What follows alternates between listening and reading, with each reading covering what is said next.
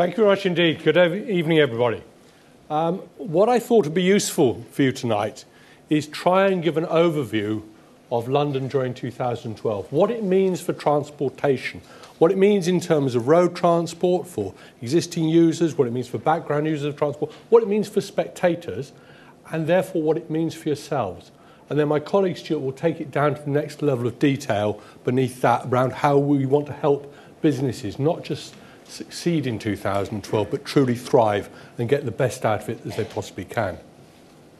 I guess in that sense the first thing to recognise is the all-consuming nature of the Games. It is by far and away the world's biggest sports event. It is 26 World Championships all occurring at the same time in the same place. Nearly 9 million tickets will be sold for the Olympic Games. 15,000 athletes completing the pinnacle of their sport, 22,000 accredited media. And with the Olympic Games comes wrapped the Paralympic Games. Huge multi-sport event in its own right, 4,000 Paralympians. First time back in this country since 1948 when we set up the Paralympic Games in Stoke Mandeville after the Second World War. So it is enormously big with a huge workforce and very visible across the globe. Given its nature of size and its dispersed nature and the fact it's an entire summer of activity, it presents four key challenges for any nation. Firstly, the ability to move everyone where they need to be on time, whether that be an athlete, a member of the background commuting, whether it be a business. We've got to get them where they need to be on time.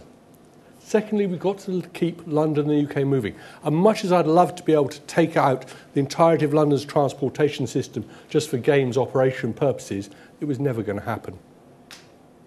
Thirdly, we've got to leave behind a legacy. And for us, the legacy is not just the equipment and the venues that we leave behind and the transport upgrades, but a different way of people thinking about travelling to and from sports and cultural events for future years. And lastly, especially in these times, be very clear about achieving value for money. Now, for us, we're deploying four key strategies for the Games. First strategy, for which I make no apology, is we will have to focus on the needs of the athletes. Two reasons for this. There's a moral imperative, because if they turn up late to their competition, their entire 15 years of training will be dashed, and it has happened before at previous Games. Secondly, it will make London and the UK subject to global ridicule. Indeed, when you ask most people what Atlanta is famous for, they can cite two reasons.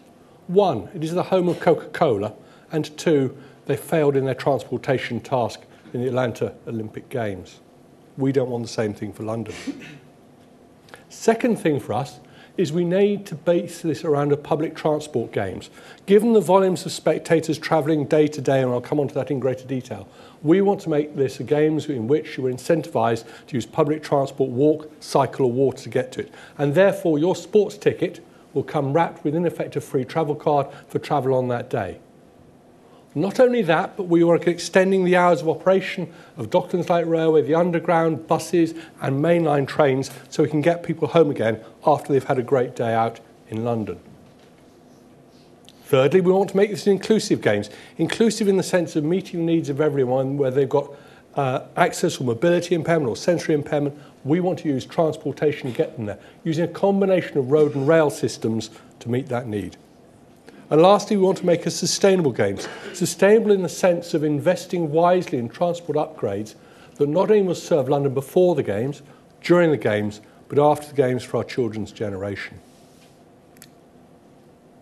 Key group for us will be the Games family. Some 55,000 of them and about 15,000 Paralympic Games family. They comprise the media, the athletes, the technical officials who start the events and such like. And for them, they need safe and secure transportation from their place of accommodation to their place of competition or work. And for us, the challenge is to get them there on time, unstressed, so they can compete at the pinnacle of their sport. Our chums in the organising committee have already acquired some 1,500 coaches and buses to move the athletes and other officials around London during the Games. And each of those coach and car fleets will have individual depots. The key group, obviously, the athletes, some 15,000 of them. But technical officials, there are 5,000 people who start the events. Broadcasters, 15,000. Written press, some 5,000, along with snappers and such like. Now, every bit of the Olympic route network will remain open to background users, apart from a couple of sections in the centre of town, Birdcage Walk and Constitution Hill. And indeed, the network itself will obviously be available for emergency vehicles during games time. Now, the network itself stretches from the east of the Olympic Park down to the venues south of the river, and then the venues towards the centre of town, and that's the core network. Off that, we then spool out individual lines to the individual competition venues, such as Wimbledon in the south, Wembley to the north, and Broxbourne further north of the field, up by the M25. Just in case bad things happen, we've got an alternative network designated, shown in grey on this map. Not particularly exciting, but just in case we've got a mains water burst, we need that in place. And then off that are the yellow routes that feed to training venues. The network itself is less than 2% of London's roads, and indeed on that, less than a quarter of it has these what are called Olympic lanes. In effect, they're glorified bus lanes for those few weeks of that summer of 2012. The Paralympic daughter version is considerably smaller, and much more focused in the east, which is where the majority of the accommodation is and the majority of the competition. The key point to note is that the networks itself will change from day to day as the individual competitions finish. So, for example, at Broxbourne, the new Whitewater Canoeing Centre, which we handed over last week, that will finish by about day 5 of the Games. Other bits of the network we needed for the entirety of the Games. And for us, the trick will be managing that and communicating effectively during Games operation. For spectators, the numbers change from day to day. On a good day across the nation, we're talking of upwards of 1 million ticketed spectators to sports events, and roughly the same again for cultural events. Overlying that will be the live sites dotted across London, the National Olympic Committee houses, the Heineken House, Sochi House, Rio House, and all the rest of it. And then the concerts and live sites and parks and all the other festivities that will go along. Indeed, in total, by the time you add in the 11 road events, you're probably talking at upwards of a couple of million people a day travelling to some form of event during that summer of 2012 in London and the rest of the UK. Now, the vast majority of them will be going to the Olympic Park, some third of them.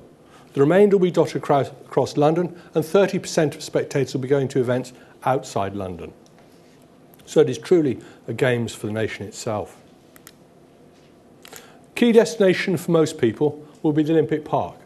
Very compact, but incredibly well served by transport. 3 stations will serve it: West Ham, Stratford, Stratford Regional, Stratford International. And by the time we've boosted train services on all the 10 lines serving it, the train will be arriving every 13 seconds carrying spectators. A net capacity of about 120,000 people per hour. Now, the remaining 20% of spectators going to the park will come to spectator transport malls to the north and south. They will contain facilities for blue badge parking, cycling, walking, direct coach systems, and park and ride systems which we're setting up around the periphery of London, around the M25, to take people out of their cars and then use public transport to get in to the park.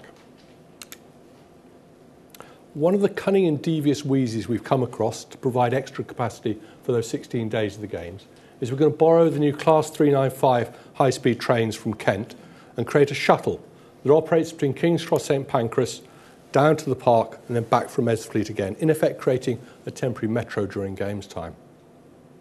Now, what will support us in this challenge is the some £6.5 billion worth of transport upgrades that London's had in advance of the Games.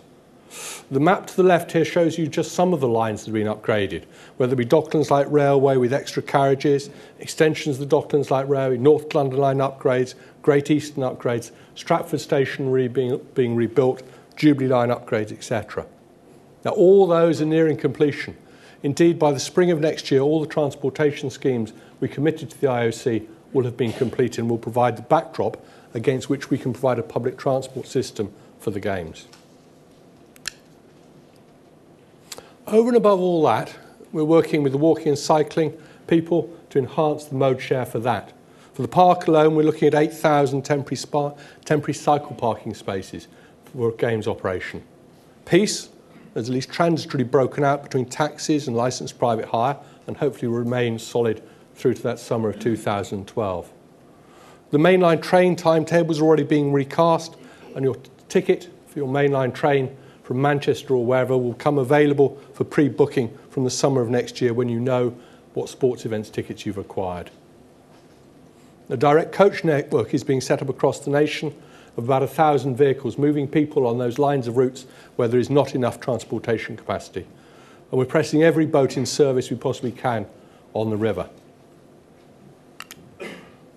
Despite all the above, however, I'm not going to pretend it will be life as usual during 2012 and that summer. Indeed, it will be business as unusual, because despite putting those sorts of upgrades in place, London will operate and feel very, very differently. And that provides huge opportunities to us and yourselves as businesses, but it also provides a huge challenge about how we respond to those transport demands, what it means for road transport, what it means for public transport. Now is the time we'd like to work with yourselves and your intermediaries to start planning for that summer of 2012 so you can get the best of it. To understand a bit more, I'd now like to hand over to Stuart Reid. My colleague will take you through the next level of detail beneath that. And I'll take questions at the end if I may.